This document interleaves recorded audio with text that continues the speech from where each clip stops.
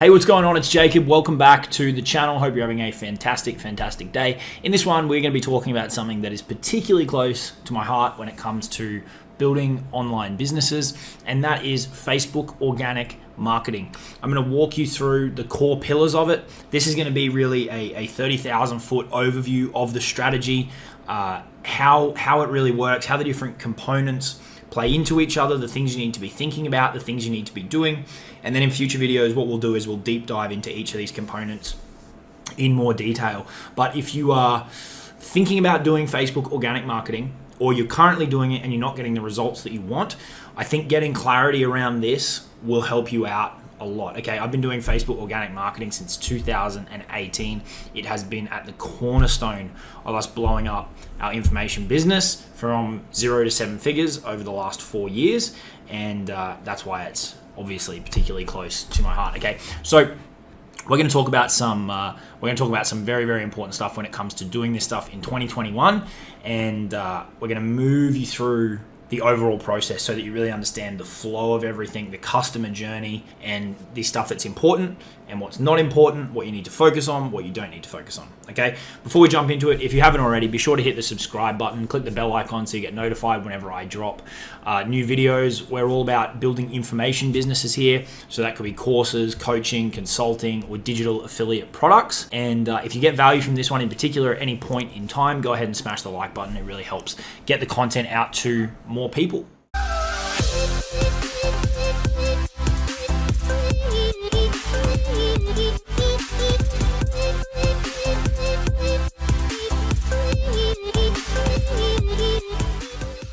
With that all said, I've got this overview document here for you on the screen, and this is going to be our prompt, and we're going to talk through some of these key pillars, and then I can show you what I'm talking about over on Facebook as well. Okay, so Facebook organic marketing all starts from your personal Facebook profile. Okay, now this is actually where the first point of confusion comes for a lot of people. They get mixed up between personal profile and a business page. Business pages are fine if you want to run ads, but if you're wanting to organically market, right, aka not spend money on ads, you need to be using your personal profile. So that's the one that you probably engage with your friends and family on.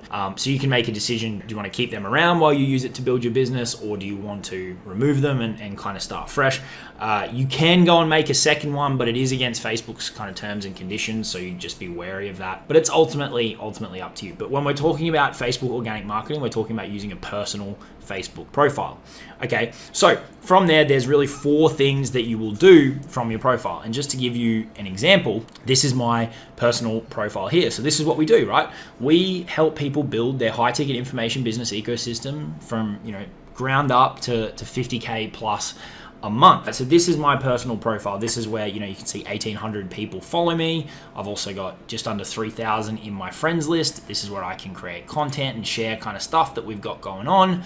People can link over to my website at jacobkarras.com, which you should go check out and subscribe to the email list there. It's got a link to my Facebook group. There's a bit of stuff going on, but it's all centered around business.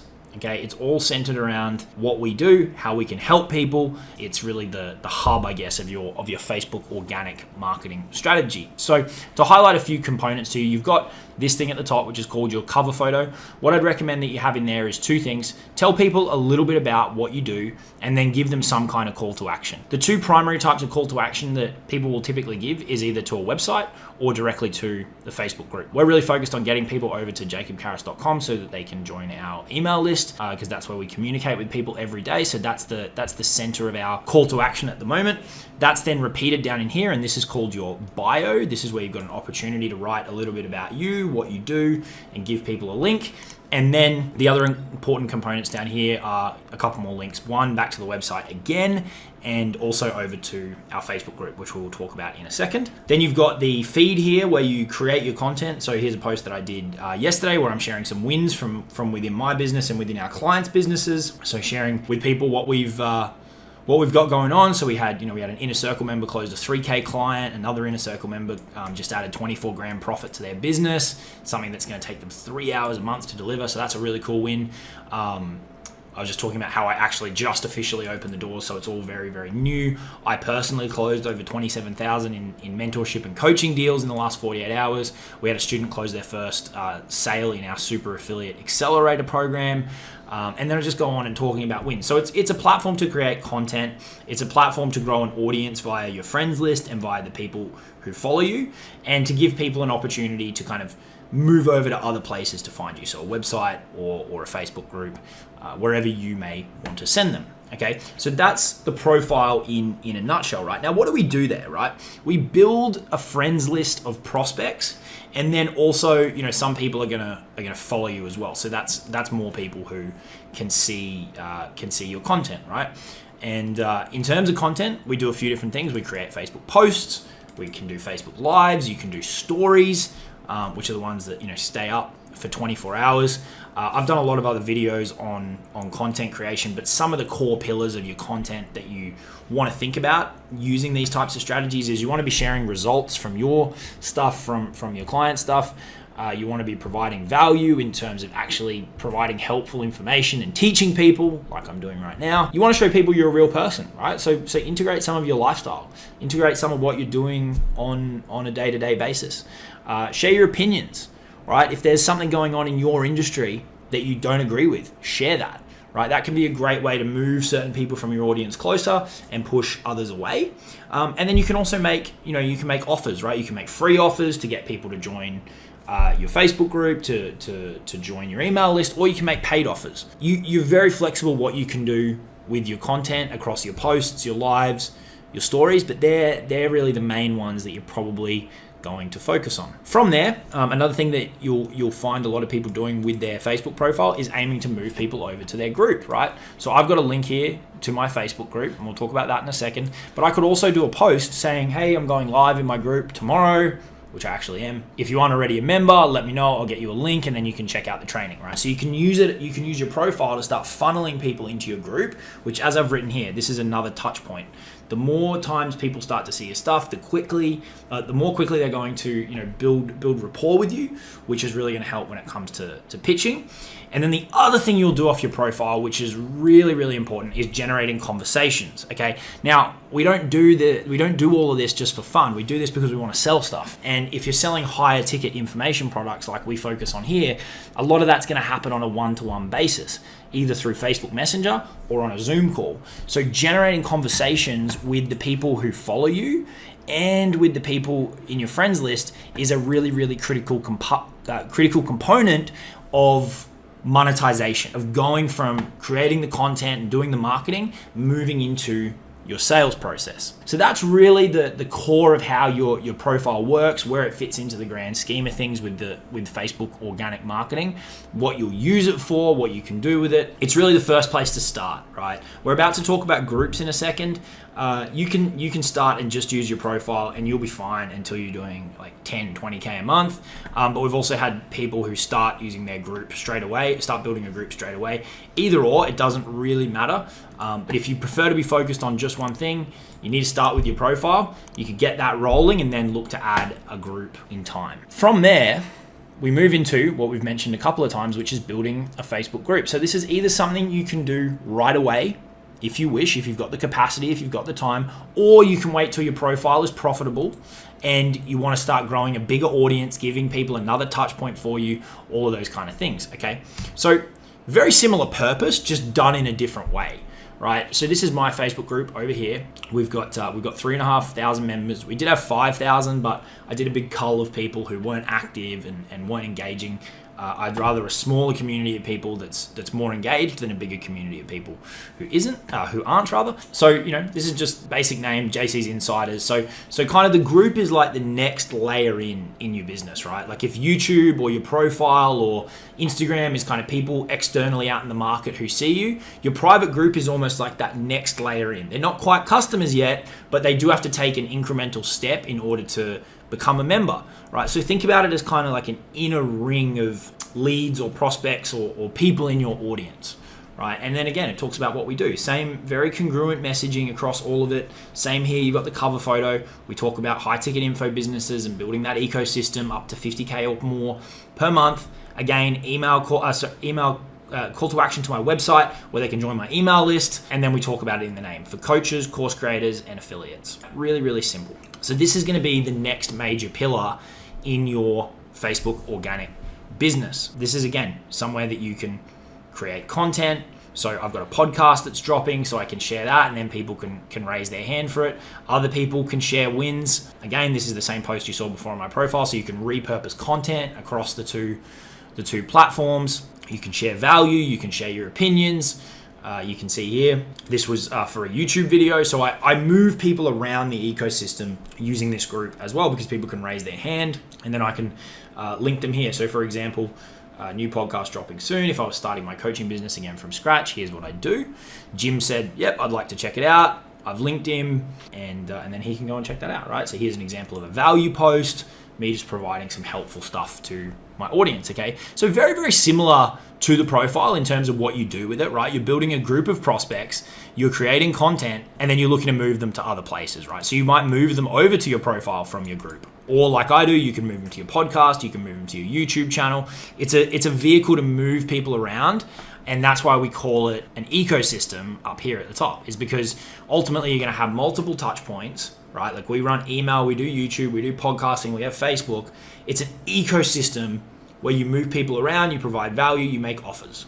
Okay, that's how it all works. And you generate conversations, right? You generate conversations with people who join, you generate conversations with people who engage, you generate conversations with people who reach out to you from your group because you're the leader in there, so you've got implied authority. But very, very similar to the profile in terms of what you do with it. It's just another mechanism. The cool thing about a group, which doesn't apply to the profile, is that if you grow your group to a certain point, and the exact number nobody can really tell you, but from my experience, it's typically between 400 and 700 members, and you have enough engagement, what's going to happen is Facebook is going to start recommending your group to people. There's a little bar that appears for people, and it will recommend your group to the right people. Facebook's got a ton of data. It knows the people that are in there. It knows what people want, and it will start recommending your group to more people who it's a good fit for. So it can start to literally generate you leads on autopilot. So you can see here, we've got 19 member requests pending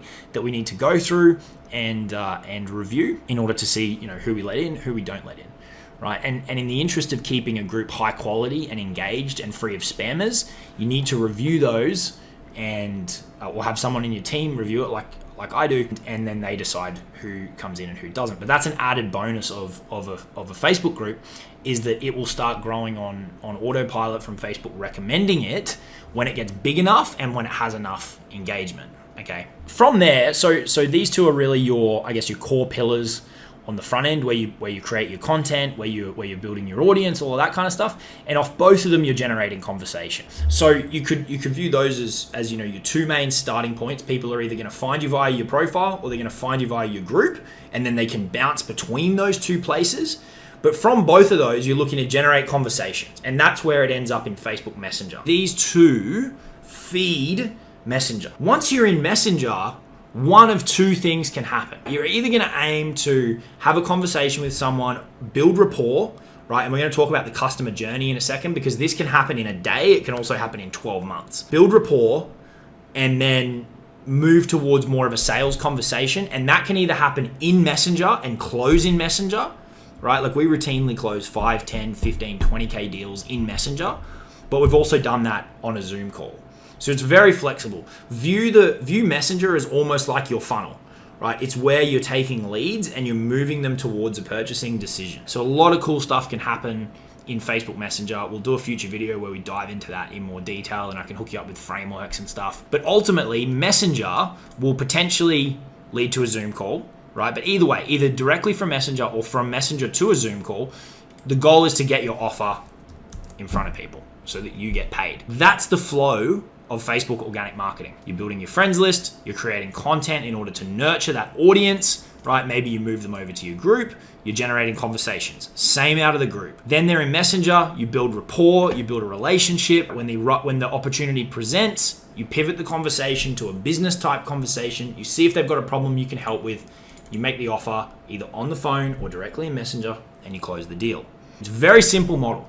A brilliant place to start for free. Facebook profile is free to get. You can connect directly with people, which means you can handle their objections directly, and you can sell high ticket stuff because you're selling one-to-one. So that's an overview of how the organic model works. The other thing that I wanted to touch on in this video while we're talking, high level strategy is understanding the typical customer journey. A lot of people forget that the customer journey is a real thing. What happens with a lot of people who get into the Facebook organic marketing game is they're like, I sent out a message today and they didn't buy, and so they give up. They think that lead is dead.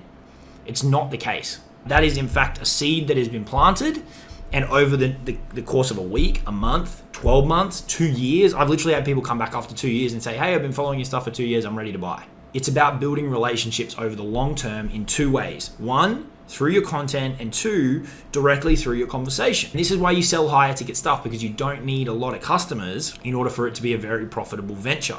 Okay, so let's just quickly talk about the typical customer journey. So a prospect's either gonna see your profile or find your group.